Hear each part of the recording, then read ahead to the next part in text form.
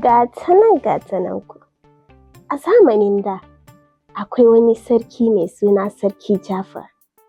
Zuciyarsa ta bushe kamar dutse, kuma kwaɗayinsa ba shi da iyaka. Yayin da talakawansa suke kwana da yunwa, teburin abincin sarki cike yake da gasasshen nama da 'ya'yan itatuwa. Wata shekara sai aka yi babban fari, shuka ta bushe, rafuka sun kafe. Maimakon sarki ya taimaka wa jama'arsa, sai ma ya ƙara yawan haraji. Ya ce idan ba su da dinarin da za su biya, to su kawo raguwar kayan abincinsu. Zaid yaro ne mai hikima a wannan garin, amma ya rame saboda yunwa. Wata rana ya gaya wa mahaifiyarsa, Umma, zan je fada kuma zan dawo mana da hatsinmu.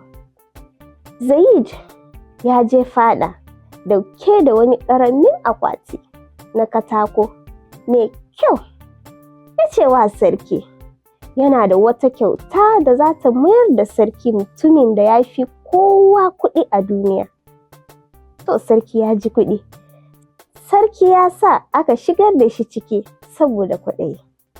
Zaid ya buɗe akwatin, sai ga wata ƙwallon mangwaro da aka yi wa fentin da launin zinari. Ranka daɗe, wannan irin shuka ne mai sihiri. Idan mutumin da bai taɓa ɗaukar abin da ba nasa ba ya shuka shi, zai zama bishiyar da take fitar da mangwaro na zinari. Sarki ya miƙa hannu zai karɓa, sai ya tsaya. Ya tuna gonakin da ya ƙwace wa gauraye, rumbunan hatsin da ya sace wa mayunwata. Idan ya shuka wannan irin, ba zai girma ba, kuma kowa zai san cewa shi ɓarawo ne. Sai ya kalli babban hadiminsa ya ce, kai, shuka mana. Hadimi ya ruɗe. Ranka daɗe, na taɓa ɓoye kuɗin haraji, ba zan iya ba. Haka sarki ya tambayi kowa a fadar, amma kowa ya sunkuyar da kai, saboda tsoron asirinsu zai tono. Zaid ya ce, abun mamaki, ranka ya daɗe, kai da mutanenka kuna da komai na ƙasar nan, amma babu mutum guda da zai iya shuka bishiyar mangwaro.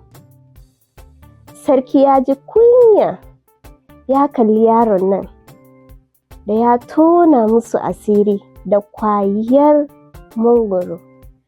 Daga ranar, sarki ya ba da umarni a buɗe rumbunan abinci, a rabawa kowa, kuma ya sauke haraji.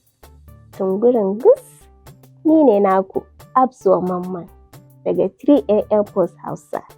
Kada ku manta, ku yi subscribe idan wannan shine karonku na farko a cikin wannan channel namu.